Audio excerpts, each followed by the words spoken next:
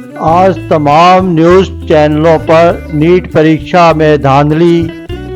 भारत में जो एग्ज़ाम सिर्फ इंजीनियरिंग और मेडिकल से संबंधित, विशेष रूप से जो नीट का जो पेपर हुआ है, डॉक्टरों का मामला सुप्रीम कोर्ट तक पहुंच गया और उसमें कई सारे खेल अब देश के अलग अलग हिस्सों से प्रदर्शन की खबरें आ रही हैं। आम तौर पर शिकायत आती है कि क्या देश में डॉक्टर इंजीनियरों के चयन की प्रक्रिया ऐसी ही होनी चाहिए?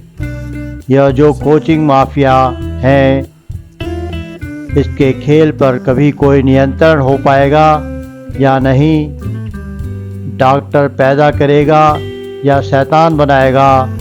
इसलिए डॉक्टरी रूप में शैतानों की संख्या हॉस्पिटलों में दिखाई दे रही है। हमारे देश का मेडिकल सिस्टम इस कदर करप्ट क्यों है? यह नीट के एग्ज़ाम से भी साबित कर दिया है। धरती पर भगवान बनने के लिए जो एग्ज़ाम का आयोजन होता है, कोई भी इस तरह का होगा तो भगवान बनेगा या शैतान बना करके मरीजों का लहू पिएगा। इसे समझना बहुत ज़रूरी है। देश की जो पीड़ा है उसे समझने की कोशिश करेंगे। 1,10,000 ऐसा ही कुछ है। उसमें शायद 60,000 जो हैं वो सरकारी संस्थान होते हैं, 60% सीटें, और बाकी प्राइवेट में होती हैं। उस 1 लाख सीट के लिए 24 लाख बच्चों ने इम्तिहान दिया गया था 5 मई को। नतीजा आना था 14 जून को पहला। अब 14 जून की जगह नतीजा डिक्लेयर किया जाता है 4 जून को, 10 दिन पहले। 4 जून कौन सा दिन है? जिस दिन देश के अंदर लोकसभा चुनावों के नतीजे आ रहे थे, उसी दिन नीट के नतीजे घोषित कर दिए जाते हैं। इससे पहले एक चीज और होती है। बिहार के अंदर नीट परीक्षा का पर्चा लीक हो गया। इस मामले में पुलिस 2-4 लोगों की धरपकड़ भी करती है। वो मामला लेकिन वहीं का वहीं ठहर जाता है। उसके बाद में चर्चा नहीं होती कि क्या हुआ, क्या पर्चा लीक हुआ भी था कि नहीं हुआ था। यही मामला अब सुप्रीम कोर्ट पहुंचा। सुप्रीम कोर्ट ने कहा है कि देखिए, हम नीट परीक्षा को लेकर बड़े सख्त हैं और अब एनटीए से जवाब मांगा गया कि पर्चा लीक हुआ था क्या। लेकिन कहानी केवल लीक से नहीं जुड़ी, उससे आगे है। अब हुआ यह कि इस बार 67 बच्चों ने नीट की परीक्षा टॉप कर ली। जो इम्तिहान होता है वो 720 नंबर का इम्तिहान होता है, 720।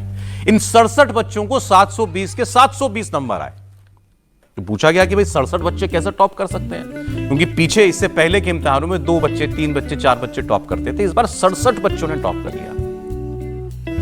6 से 7 बच्चे एक ही एग्जाम सेंटर के बताए जा रहे हैं। एक एग्जाम सेंटर में पेपर देने वाले 6-7 बच्चे एक साथ कैसे टॉप कर गए? जहां टोटल 2-4 बच्चे टॉप होते थे, एक तो 67 टॉपर, उसमें भी 6-7 बच्चे एक एग्जामिनेशन सेंटर के। ये दूसरा विवाद हुआ। फिर यह भी पूछा जाने लगा कि 14 जून को आपको नतीजा घोषित करना था, आपने 10 दिन पहले क्यों कर दिया? क्या इसीलिए कि देश में उस दिन लोकसभा चुनाव के नतीजे आ रहे होंगे और उसमें यह नतीजा भी आ जाएगा, इसकी ज्यादा चर्चा नहीं होगी? इससे आगे अब हमारे जो साथी, हमने इस मामले में जब तफ्तीश की और खासकर उस एग्जामिनेशन सेंटर में जाकर के जहां पर इन बच्चों ने टॉप किया है, हमारे साथी पवन नारा जुड़ गए हमारे साथ। इनफैक्ट वो भी वही हैं, बहादुरगढ़ में। वहां पवन ने जो कुछ पाया, मैं बहुत शॉर्ट में बता रहा हूं, डिटेल आपको पवन देंगे। एक अजीब ही चीज हुई। जब प्रश्न पत्र बनाए जाते हैं, उसमें एक सेट बनाया जाता है कि जो आप बच्चों को देंगे, और दूसरा एक सेट ऐसा भी बनाया जाता है कि कुछ गड़बड़ अगर हो जाए, कहीं आप वो दूसरा इमरजेंसी सेट निकाल करके बच्चों को देंगे। वहां पर जिन लोगों को परीक्षा करानी थी, एक सेट एसबीआई बैंक से मिलना था, एक सेट कैनरा बैंक से मिलना था।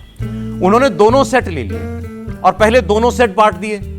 बच्चों ने कहा कि ये तो 2 अलग अलग प्रश्न पत्र, हमें लिखना कौन सा है? तो उसके बाद वहां पर उन्होंने फोन फान किए उस सेंटर के लोगों ने, और जो सेट नहीं देना था वो सेट बच्चों को दे दिया, उससे इम्तिहान लिखवा दिया, और उन्हीं में से बच्चे टॉप भी कर गए।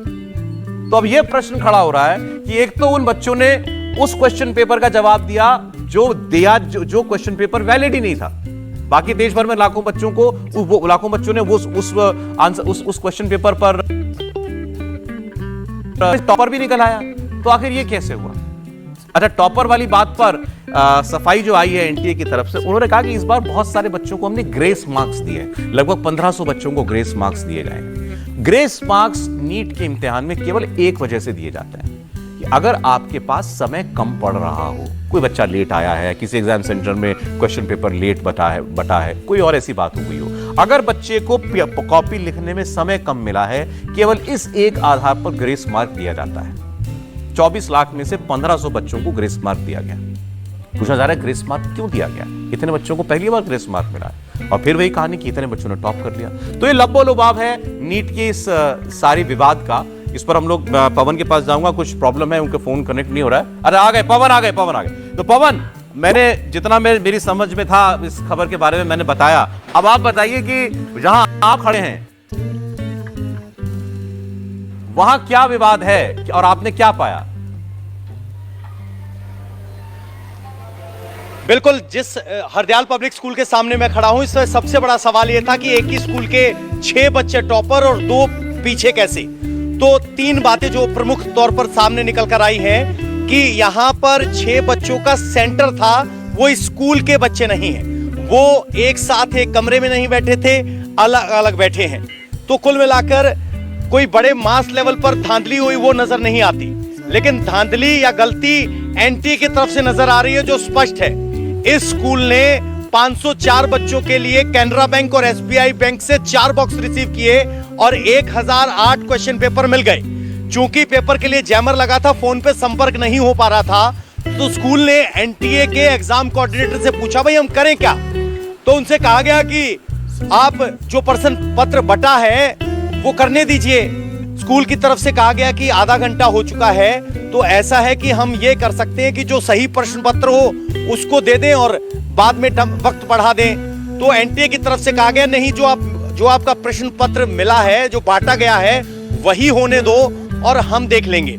उसके बाद यही पूरा घटनाक्रम एनटीए को इन्फॉर्म कर दिया गया।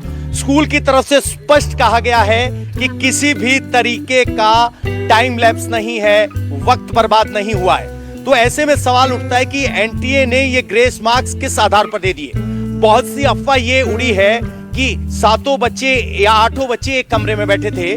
वो सिटिंग प्लान भी इंडिया टीवी के पास है, जिसमें एनटीए के विजिलेटर से लेकर सुपरवाइजर तक सबके हस्ताक्षर हैं। उसमें पता चलता है कि रूम नंबर 3, 13, 14 और ऐसे एक कमरे में 24 बच्चे थे, तो अलग अलग बैठे थे। तो ऐसा नहीं हुआ है कि कोई मास चीटिंग हुई है, लेकिन एनटीए को इस बात का जवाब देना है कि 2 सेट ऑफ प्रश्न पत्र कैसे आ गए, और अगर आ गए और उनको इवैल्यूएट भी किया गया, और जब स्कूल कह रहा है कि कोई टाइमिंग में कमी नहीं थी, वक्त बर्बाद नहीं हुआ, तो वो ग्रेस मार्क्स किस आधार पर दिए गए? और जो स्कूल ये बातें कह रहा है वो सिर्फ हमें नहीं बताई हैं, स्कूल ने वही बातें 6 तारीख को सुबह 8:30 बजे ईमेल कर एनटीए को बता दी। कल फिर सुप्रीम कोर्ट से जवाब मांगे जाने के बाद एनटीए ने स्कूल से संपर्क किया, तो वही बातें स्कूल ने एनटीए को एक बार फिर बताई हैं। तो जवाब अब एनटीए को देना है कि ये ग्रेस मार्क्स क्यों दिए गए, और खासकर तब जब प्रश्न पवन, अब आपने जिन लोगों से बात की है, जरा उनका वर्जन भी हमको सुनाना चाहिए, क्योंकि विवाद बहुत बढ़ गया है और इसमें एनटीए से, नेशनल टेस्टिंग एजेंसी से मांग की जा रही है कि वो क्लियर करें कि कुछ गड़बड़ हुई है या नहीं, और अगर हुई है तो ये परीक्षा दोबारा कराई जाए। लेकिन ये परीक्षा इतने बड़े पैमाने पर होती है कि दोबारा एग्जाम कराना इतना आसान नहीं है, उसमें समय लगेगा। सबसे ज्यादा जो कंट्रोवर्सी है वो हरियाणा के झज्जर की है, जहां पर पवन इस वक्त खड़े हुए हैं। एक सेंटर से 6 टॉपर निकला है। इन छात्रों के रोल नंबर को लेकर भी सवाल उठ रहे हैं कि इन छात्रों के रोल नंबर भी आसपास के ही हैं। और अगर आसपास के रोल नंबर हैं, इसका एक और पहलू क्या है, रोल नंबर आगे पीछे होने का मतलब ये होता है कि आपने रजिस्ट्रेशन एक साथ करवाया होगा। एक साथ रजिस्ट्रेशन करवाने वाले बच्चे एक टॉपर भी निकल आते हैं। सवाल ये भी है कि इन सारे बच्चों ने, और ये बड़ा विचित्र बात है, ये सभी बच्चे जो टॉप किए, इन्होंने अपना सरनेम नहीं लिखा है, केवल पहला नाम इनका जो है वही ऑफिशियली दर्ज किया गया, इनका सरनेम नहीं है। तो क्या कुछ छुपाना चाह रहे थे? अब इस सेंटर के प्रिंसिपल से पवन ने ही बात की है, उनका वर्जन सुनिए। बट रैंक जब रिजल्ट आया तो 23,000 दिखा, तो रिजल्ट में क्या आपको आशंका लगती है इतना रैंक नीचे आने की? अब इसमें ग्रेस मार्क्स कहिए या फिर पेपर लीक किस हद तक हुआ, जो भी बोलिए, लेकिन इसका एक प्रॉपर इन्वेस्टिगेशन होना चाहिए, मेरे हिसाब से यही एक। पेपर लीक तो हुई है, पेपर लीक हुई है इसीलिए पेपर लीक तो हुई है क्योंकि पुलिस बच्चों को अरेस्ट भी किया, लेकिन एनटीए साफ इनकार कर दे रहा है कि कोई पेपर लीक नहीं हुई। एनटीए अपने जो डाटा दे रही है कि 1563 जो बच्चे हैं जिनका अभी रीनीट के लिए आज सुप्रीम कोर्ट ने बोला है, तो वो उसकी क्या ऑथेंटिसिटी है कि सिर्फ उतने ही बच्चे थे, उससे ज़्यादा भी हो सकते, क्योंकि सिर्फ अगर 1000 या 1500 बच्चे रहते तो इतना रैंक इन्फ्लेट नहीं करता। वो हो सकता है कि 10,000 या 15,000 बच्चे हों। गुजरात के गोधरा का मामला तो और भी हैरान करने वाला है। यहाँ एग्जाम से एक दिन पहले ही सोशल मीडिया चैनल टेलीग्राम पर नीट का पेपर लीक होने का दावा किया गया। पुलिस के मुताबिक गोधरा में एक लोकल बीजेपी लीडर ने एक स्कूल के प्रिंसिपल और वडोदरा में कोचिंग क्लास चलाने वाले शख्स के साथ मिलकर पेपर लीक कराने की साजिश रची थी। इसमें एक स्कूल टीचर भी शामिल था जो नीट एग्जाम का कोऑर्डिनेटर था। नीट पास कराने का लालच देकर देश के अलग अलग राज्यों के स्टूडेंट्स को गोधरा बुलाया गया। उड़ीसा, झारखंड और कर्नाटक तक के स्टूडेंट एग्जाम देने गोधरा पहुंचे थे। ये काम वडोदरा में कोचिंग चलाने वाले परशुराम रॉय नाम के शख्स ने किया। उसने पेपर लीक करने के बदले में हर छात्र से 10 लाख रुपए वसूले। गोधरा के जलाराम स्कूल में नीट एग्जाम का सेंटर था। इस स्कूल के प्रिंसिपल पुरुषोत्तम शर्मा और टीचर तुषार भट्ट ने स्टूडेंट से कहा कि उनको जिन क्वेश्चंस के जवाब नहीं पता हो उन्हें ब्लैंक छोड़ दो। वो आंसर शीट एग्जाम के बाद तुषार भट्ट को भरनी थी। लेकिन इससे पहले ही नीट का पेपर लीक होने की खबर गोधरा के डिस्ट्रिक्ट एजुकेशन ऑफिसर को मिल गई। उनकी शिकायत पर पुलिस ने गोधरा के जलराम स्कूल में छापा मारा। स्कूल के बाहर खड़ी गाड़ी में 7 लाख रुपए बरामद हुए। पुलिस ने वडोदरा के कोचिंग संचालक Parshuram Roy, school principal Purushottam Sharma, teacher Tushar Bhatt के अलावा आरिफ वोरा को भी गिरफ्तार किया। गोधरा के एसपी हिमांशु सोलंकी का कहना है कि उन्होंने पेपर लीक होने से पहले ही एक्शन लिया और सारे आरोपी पकड़ लिए। ये पूरी जो योजना थी ये इस प्रकार से थी कि ये तुषार भट्ट जो यहाँ का टीचर था और एक परशुराम रॉय करके बड़ौदा में ओवरसीज करके कंसल्टेंसी सर्विस चलाते, तो वो नीट एग्ज़ाम में पास करवाने का भी उनको लालच देके उनसे पैसे लेते थे और ये एग्ज़ाम पास करवाने का उनका ट्राई था। तो सर जब जांच आगे बढ़ी तब क्या तथ्य सामने आ रहे हैं, कितने पैसे लिए गए थे इन बच्चों से और ये आए कहाँ से थे, और इंटरेस्टिंगली गोधरा सेंटर ही क्यों चुना था इन्होंने? ये तुषार भट्ट और ये जो रॉय जो कंसल्टेंसी परशुराम रॉय चला रहे थे, तो उन्होंने साथ में मिलकर ये पूरा प्लान ऐसे बनाया था कि जितने भी बच्चे वो सिलेक्ट करते, मतलब जो ये तैयार होते हैं, उनको ये बोला गया था कि आपको जितना आता है आपको टिक OMR शीट में टिक करना है। जो नहीं आता है वो बाद में एग्ज़ाम ख़त्म होने के बाद ये पेपर्स जाने में थोड़ा टाइम उनको मिल जाता था।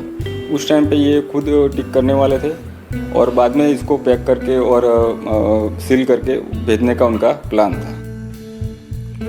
एनटीए की प्रॉब्लम यह है कि ये एजेंसी बार बार दावा करती रही है कि नीट के एग्जाम में सब कुछ ठीक ठाक हुआ, पेपर लीक तो कतई नहीं हुआ। लेकिन हमारे इन्वेस्टिगेशन में जो फैक्ट सामने आए वो हैरान करने वाले हैं। पंचमहल के एसपी ने इस बात के सबूत दे दिए कि नीट परीक्षा पास कराने वाला गैंग कैसे ऑपरेट कर रहा था। इसी तरह एक और मामले में पटना में 13 लोगों को अरेस्ट करके जेल भेज दिया गया। पुलिस के पास और उनका कबूलनामा है कि उनके पास पेपर पहले से मौजूद थे। क्या एनटीए अब भी यही दावा करेगा कि एग्जाम कंडक्ट कराने में कोई गड़बड़ नहीं हुई? क्या वो अब भी कहेगा कि पेपर लीक नहीं हुए? कल तक यही एनटीए ग्रेस मार्क्स को जस्टिफाई कर रहा था, लेकिन आज एनटीए ने कबूल किया कि ग्रेस मार्क्स देना उसकी गलती थी। गारंटी दे सकता है कि उसका एग्जाम कंडक्ट कराने का तरीका फुल प्रूफ है? क्या एनटीए इस बात की गारंटी दे सकता है कि रिजल्ट निकालने का तरीका फुल प्रूफ है? हमारी जांच में सामने आया कि नीट का एग्जाम जिस तरह से कंडक्ट किया गया वो तरीका तो कम से कम फुल प्रूफ नहीं है, उसमें गड़बड़ होने की पूरी गुंजाइश है। कल हमने 6 टॉपर वाले जज्जर सेंटर में इस मामले की जांच की थी। आज पटना और गोधरा में तहकीकात की और जो तथ्य सामने आए वो चौंकाने वाले हैं। वो एनटीए के दावों को पूरी तरह से एक्सपोज करने वाले हैं।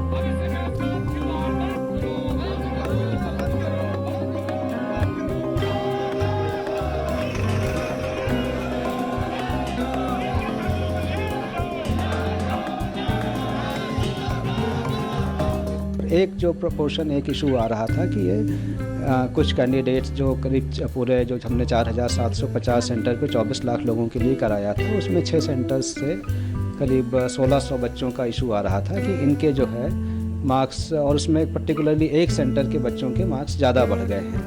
तो उसके लिए एक हमने कमेटी बनाई थी, ग्रीवांस डिसल कमेटी। जो बच्चे कोर्ट गए थे कि उनका टाइम लॉस हुआ, उनको कंपनसेट किया जाए या रीटेस्ट किया जाए। तो कमेटी ने रिकमेंड किया था कि इनका जो टाइम लॉस हुआ, इनको इस फॉर्मूले के तहत जो एक पहले किसी अपेक्स कोर्ट के जजमेंट में था, उसके तहत इनको कंपनसेट कर दिया जाए। तो उसके बेसिस पे रिजल्ट इशू हुआ। अब जो है इसमें एक सेंटर से ज़्यादा आ रहे हैं बच्चे, इस तरीके का इशू है। तो इन सबको जो हमारी कमेटी थी, उनको जो रिकमेंडेशंस दी थी, उनको फिर से हमने एक हाई पावर्ड कमेटी बनाई है। एक रिटायर्ड जो यूपीएससी के चेयरपर्सन हैं, उनकी अध्यक्षता में वो इनको पूरा इसको देखेगी और जो ये इश्यूज हैं 1600 बच्चों के 6 सेंटर के, और उनको उसके बारे में अपनी रिकमेंडेशन देंगी। और जो पूरे मतलब 23 लाख बच्चों का है और ये जो 1600 बच्चे हैं, इन दोनों को आश्वस्त यही किया जाता है कि एग्ज़ाम जो कंडक्शन हुआ वो पूरी तरीके से अच्छा हुआ, कहीं पे कोई इंटीग्रिटी कंप्रोमाइज़ नहीं हुई है। जो इशू ये 1600 बच्चों के कंपनसेटरी मार्क्स देने का है, इसको रिविजिट करेंगे और जो कमेटी रिकमेंड करेगी उसके आधार पर निर्णय लेंगे।